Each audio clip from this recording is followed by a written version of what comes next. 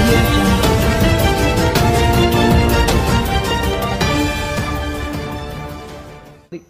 ఎందుకంటే జగన్మోహన్ రెడ్డి గారు ఏ రోజు కూడా తన కేసుల కోసమో అంటే తెలుగుదేశం కాంగ్రెస్ పెట్టిన తప్పుడు కేసుల కోసమో లేదా అధికారం కోసమో ఎప్పుడు కూడా ఏ పార్టీతో జతకల్చలేదు, ఏ పార్టీతో కూడా పొత్తు పెట్టుకుని అధికారంలో కూర్చోవాలన్న ఆలోచన చేయలేదు.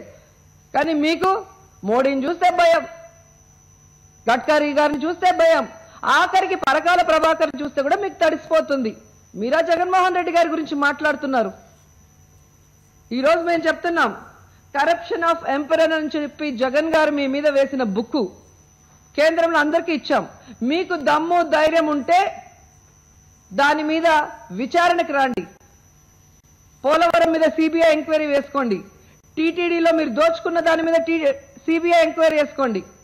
రాజధానిలో రైతుల భూములు మీరు దోచుకున్న విధానంపై సిబిఐ ఎంక్వైరీ వేయించుకోండి. ఓటు నోటు కేసు మీద సిబిఐ ఎంక్వైరీ వేయించుకోండి. ఈ ఎంక్వైరీలు వేసుకుంటే తరతరాలుగా మీరందరూ కూడా చంద్రబాబు నాయుడు గారు జైల్లోనే మగ్గిపోయే పరిస్థితి వస్తుంది. కాబట్టి నా మీద ఎటువంటి ఆరోపణ లేదు, ఎవరు చేయలేదు, నా అంత గొప్ప పరిపాలన లేదు అని చెత్తగా ప్రెస్ మీట్లు పెట్టడం కాదు. ఓటు నోటు కేసులో అడ్డంగా దొరికిపోయిన దొంగ నువ్వు కాదా? పోలవరంలో మన గడ్కరీ అడిగినట్టు ఆ పోలవరాన్ని దోచుకున్న దొంగవి నువ్వు కాదా?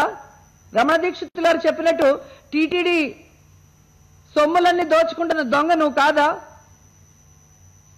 సో నువ్వు కాదు అనుకున్నప్పుడు సిబిఐ ఎంక్వైరీ వేయించుకొని నిరూపణ చేసుకోండి. ఎంత ఘోరంగా ఉందంటే కనీసం నీ పబ్లిసిటీ కోసం గోదావరి పుష్కరాల్లో 30 మందిని చంపేస్తే ఇంతవరకు ఆ కుటుంబాలకి న్యాయం జరగలేదు. నీ మీద కేసు ఫైల్ అవ్వలేదు. నిన్న సెకండ్ సాటర్డే పిల్లలకి స్కూల్ లీవ్ అయితే ఏ విధంగా వాళ్ళని వనం అని చెప్పి తీసుకెళ్లి 7 మందిని పొట్టన పెట్టుకున్నావు. 7 కుటుంబాలకి చిచ్చు పెట్టావు. ఈరోజు నిన్ను ఏం చేయాలి?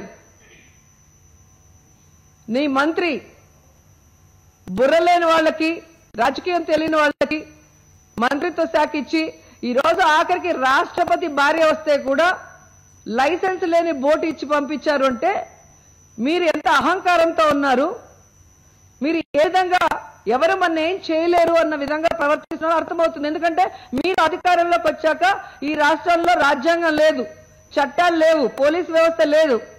మీ ఇష్టానికి మీరు చేస్తుంటే ఎవరు పట్టించుకోరన్న ధైర్యంతో మీరు ముందుకు వెళ్తున్నారు. కానీ ప్రజలు అన్ని గమనిస్తున్నారు. మీకు బుద్ధి చెప్పి మిమ్మల్ని తరిమి కొడతారు. జగన్మోహన్ రెడ్డి గారు ఖచ్చితంగా అధికారంలోకి వస్తారు. మీ మీద అన్ని సిబిఐ ఎంక్వైరీలు వేయిస్తాము. మీరు ఏ కుటుంబాలకైతే నష్టపరిచారో వాళ్ళందరికీ కూడా న్యాయం చేస్తామని సందర్భంగా తెలియజేసుకుంటున్నాం. ఈరోజు గ్రామదర్శిని, గ్రామ వికాస్ అని చెప్పి వీళ్ళు చెయ్యని గొప్పని చేసుకున్నట్టు ప్రజల్లో ప్రచారం చేసుకోవడానికి వస్తున్నారు. సో గ్రామ ప్రజలందరూ కూడా అప్రమత్తంగా ఉండండి. వచ్చిన వాళ్ళని చొక్కా పట్టుకొని నిలదీసి మీరు ఇచ్చిన 600 హామీలు ఏమయ్యాయి, అవి నెరవేర్చేంత వరకు మా గ్రామాల్లో తిరగటానికి వీల్లేదు అని చెప్పి తరిమి కొట్టమని కూడా ప్రతి గ్రామ ప్రజల్ని కూడా నేను మనస్ఫూర్తిగా కోరుకుంటున్నాను. ఎందుకంటే మనం పోతే పోనీలే, వాళ్ళు వచ్చి పెట్టుకుంటారు, మనం ఎందుకు వెళ్ళటం అని మీరు మీటింగ్లకు పోకుండా ఉంటే వాళ్ళు కూర్చున్న సైడ్ మాత్రం ఫోటోలు తీసుకొని ఏదో బ్రహ్మాండంగా ప్రజలంతా మద్దతు ఇచ్చినట్టు వాళ్ళ సోషల్ మీడియాలో మళ్లీ సేమ్ ప్రచారం చేసుకుంటూ భజన కార్యక్రమాన్ని మొదలు పెడతారు. కాబట్టి ప్రజలు వీళ్ళ మీద ఎంత కోపంగా ఉన్నారు, వాళ్ళు ఎంత నష్టపోయారో డ్వాక్రా మహిళలు, రైతులు, నిరుద్యోగులు, చేనేత కార్మికులు అందరూ కూడా చూపించాలని కూడా కోరుకుంటున్నాను.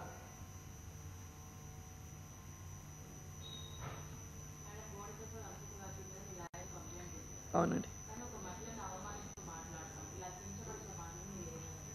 అదే చెప్తున్నాను కదా. చంద్రబాబు నాయుడు గారి అధికారంలో పోలీసు వ్యవస్థని భ్రష్టు పట్టించేశాడు, రాజ్యాంగాన్ని తుంగలో తొక్కాడు.